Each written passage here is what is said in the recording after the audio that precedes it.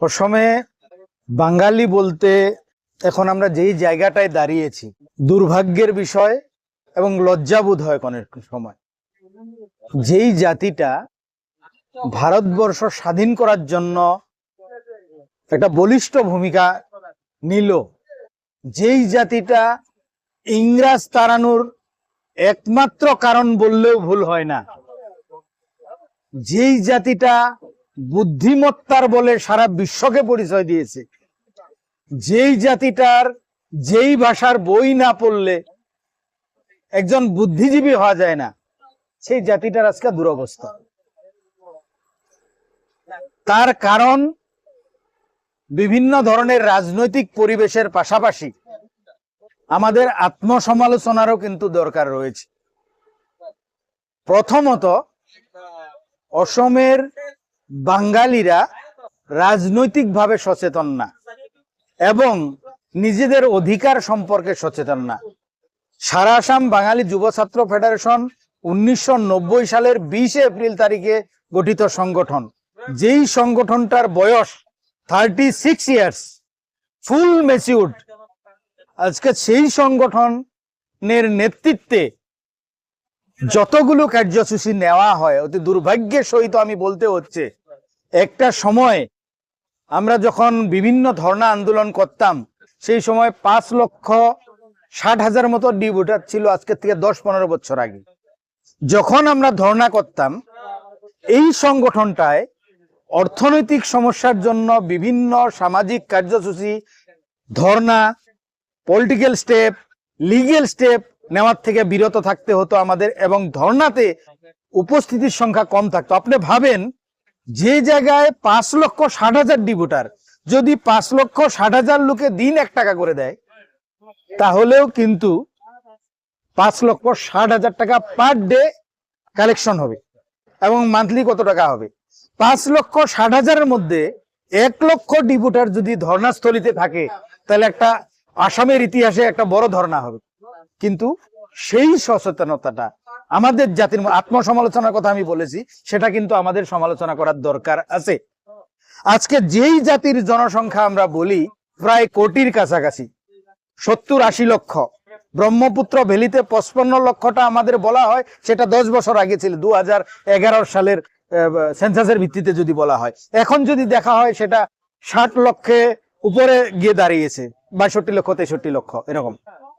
তো 62 লক্ষ 63 লক্ষ, ব্রহ্মপুত্র বরাক ভ্যালিতে আছে কয়েকজন বাঙালি প্রতিনিধি, ঠিক আছে।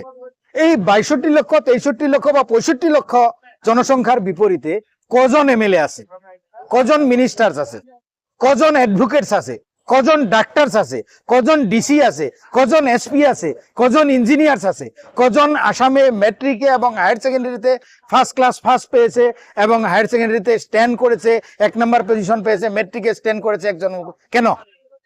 যেই জাতির বুদ্ধিমত্তা ছিল, সেই জাতি লেখাপড়ার ক্ষেত্রে বুদ্ধিমত্তার দিকে আজ পিছিয়ে আছে। যেই জাতির সাহসিকতা ছিল, সেই জাতির ধর্ণায় আজ 500 লোক, 1000 লোক কেন হয়? 1 লক্ষ লোক হওয়া উচিত ছিল। যেই জাতি সমগ্র বিজনেস জগৎ চালাচ্ছে বলে আমাদের উপর বিভিন্ন সময় অভিযোগ করা হয়, সেই জাতির সংগঠন করতে অর্থনৈতিক অভাব কেন হয়? আপনারা জানবেন, এবং এটা বাস্তব কথা, বাঙালি ব্যবসায়ীদারীরা অন্য জাতির সংগঠনকে চাঁদা দেয়, কিন্তু বাঙালি সংগঠনকে চাঁদা দেয় না। অতি দুর্ভাগ্যের ব্যাপার, লজ্জাজনক ব্যাপার। আত্মসমালোচনার দরকার আছে। নিজেকে রোববার হলে পাঠার মাংস, খাসির মাংস, ইলিশ ভাত ছাড়া ভাত খেতে পারে না, পরিবারকে নিয়ে অবসর বিনোদন না করে থাকতে পারে না, দুর্গাপুজো কালী পূজাতে তারা না যেয়ে থাকতে পারে না, সেই জাতি আজ কালচারের দিকে কি করছে? রবীন্দ্র নৃত্য কোথায় অনুষ্ঠিত করছে? বিবেকানন্দকে নিয়ে সেমিনার কোথায় করছে? নেতাজি সুভাষচন্দ্র বসুর জন্ম বৃত্তান্ত থেকে মৃত্যুর রহস্য পর্যন্ত এগুলো নিয়ে সেমিনার কোথায় হচ্ছে?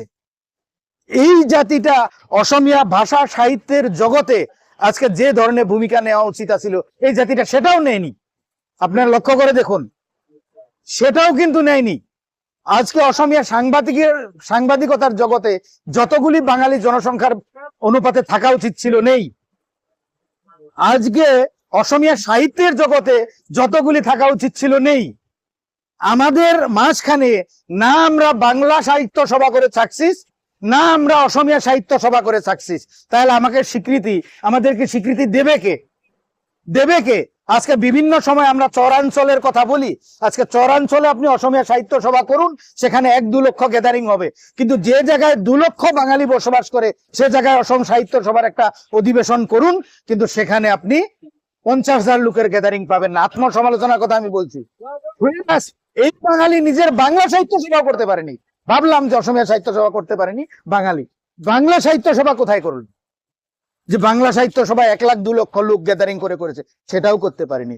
যে জাতি সাংস্কৃতিকত ভাবে, যে জাতি সাহিত্যের দিকে, যে জাতি সমাজ সেবায়, যে জাতি রাজনৈতিক ভাবে অগ্রাধিকার না নিতে পারবে, যে জাতি নিজের সত্তাটা না বুঝবে, নিজের সংগঠনকে না বুঝবে, সেই জাতির ভবিষ্যৎ কিভাবে সুরক্ষিত হবে?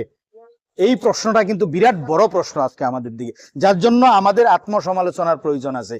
খালি শুধু আমরা রবীন্দ্রনাথের বংশধর বললে হবে না, নেতাজির বংশধর বললে হবে না, আমরা এই করেছি সেই করেছি, ব্রিটিশ তাড়িয়েছি বললে হবে না, আমরা ইলিশ মাছ খেতে জানি বললে হবে না, আমরা সুস্বাদু রান্না রাঁধতে জানি বললে ঘরে বসে থাকলে হবে না, সমগ্র বিজনেস জগৎটা আমাদের হাতে বললে হবে না, আমাদের বিজনেস দিয়ে আমাদের ছেলে মেয়েদেরকে আমরা কি করতে পেরেছি সেই প্রশ্নটা আমাদেরকে একবার জিজ্ঞাসা করতে হবে। আত্মসমালোচনার বাঙালির সব থেকে বেশি প্রয়োজন আছে যদি বর্তমান সময় আছে। বাঙালি যদি আত্মসমালোচনা শুরু না করে, বাঙালি যদি রাজনৈতিক ভাবে মানে সচেতন না হয়, বাঙালি যদি সামাজিক ভাবে সচেতন না হয়, বাঙালি যদি বৌদ্ধিক দিকে সচেতন না হয়, বাঙালি যদি শৈক্ষিক দিকে সচেতন না হয়, তাহলে কিন্তু আসামে আগামী 20-25 বছরের ভিতরে বাঙালি ভ্যানিশ হয়ে যাবে, এটা শিওর।